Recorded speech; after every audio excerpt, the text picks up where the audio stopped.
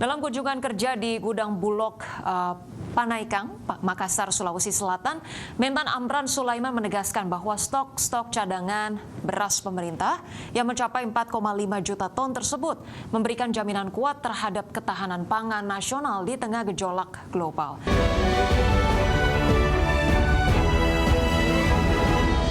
Pemirsa, Menteri Pertanian Andi Amran Sulaiman memastikan stok beras nasional mencapai 4,5 juta ton, tertinggi sepanjang sejarah. Kondisi ini menjamin ketahanan pangan cukup aman meski ada gejolak Timur Tengah.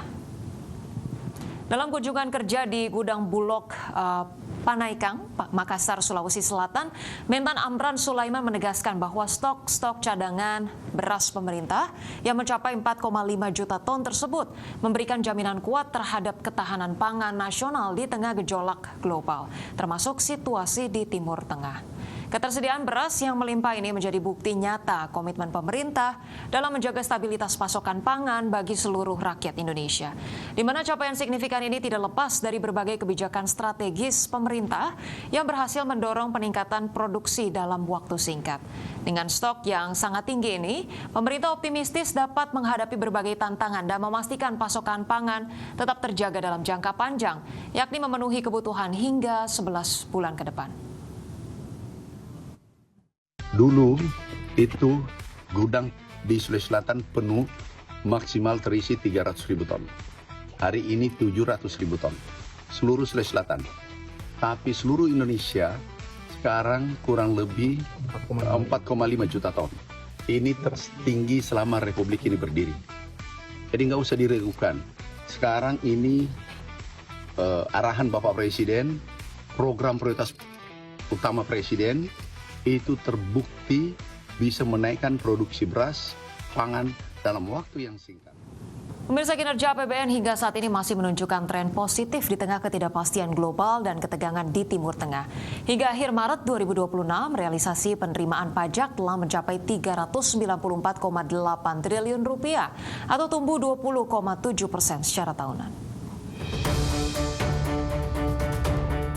Kinerja APBN hingga saat ini masih menunjukkan tren positif di tengah ketidakpastian global dan ketegangan di Timur Tengah yang berkepanjangan. Kinerja APBN yang masih positif ini menunjukkan strategi yang dilakukan pemerintah telah berdampak pada perekonomian nasional. Berdasarkan data Kementerian Keuangan, realisasi penerimaan pajak hingga Maret 2026 telah mencapai 394,8 triliun rupiah. Angka ini tumbuh 20,7% secara tahunan.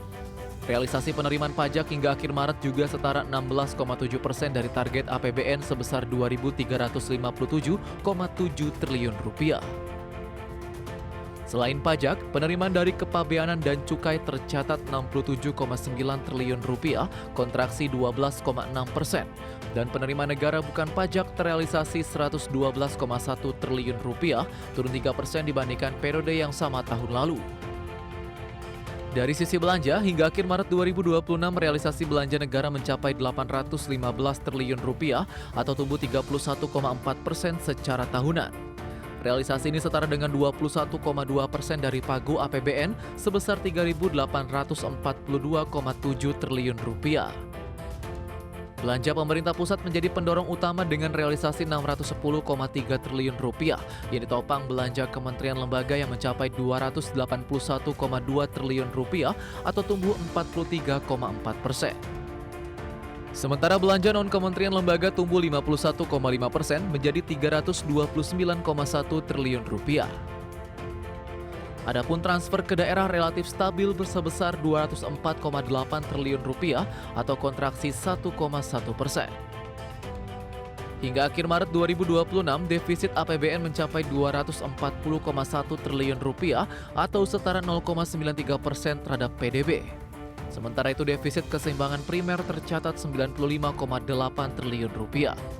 Jakarta, Tim Liputan IDX Channel.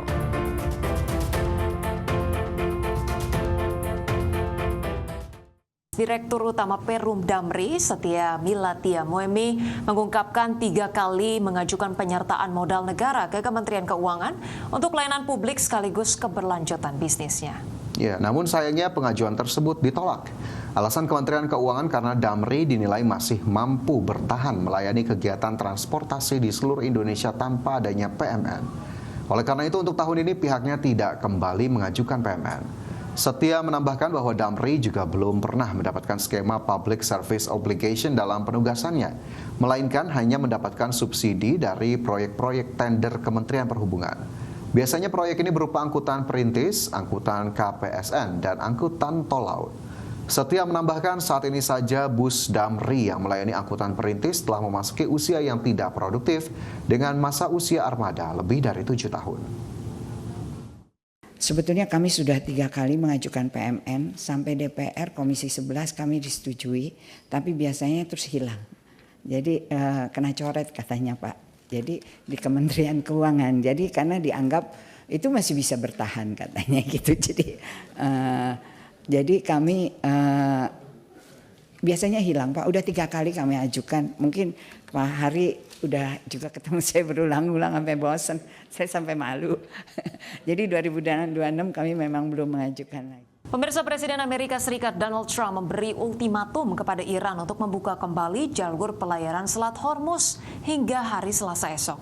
Namun Korps Garda Revolusi Iran menegaskan jalur pelayaran Selat Hormuz tak akan kembali dibuka untuk Amerika Serikat dan Israel. Presiden Amerika Serikat Donald Trump melalui media sosial pada hari Minggu kemarin mengancam akan menyerang pembangkit listrik dan jembatan di Iran. Ancaman tersebut dilontarkan Trump jika Iran tidak membuka kembali jalur pelayaran yang melalui Selat Hormuz.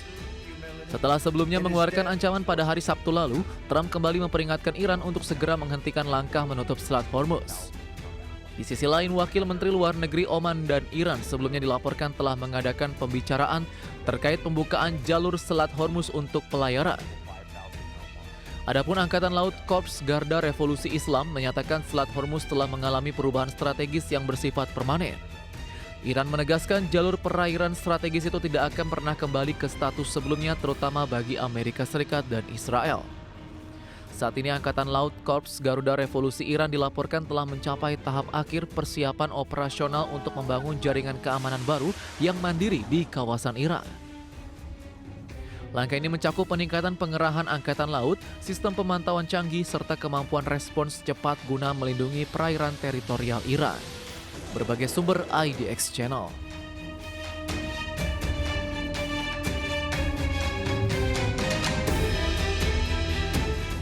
Presiden Amerika Serikat Donald Trump mengusulkan kenaikan anggaran pertahanan untuk tahun fiskal 2027.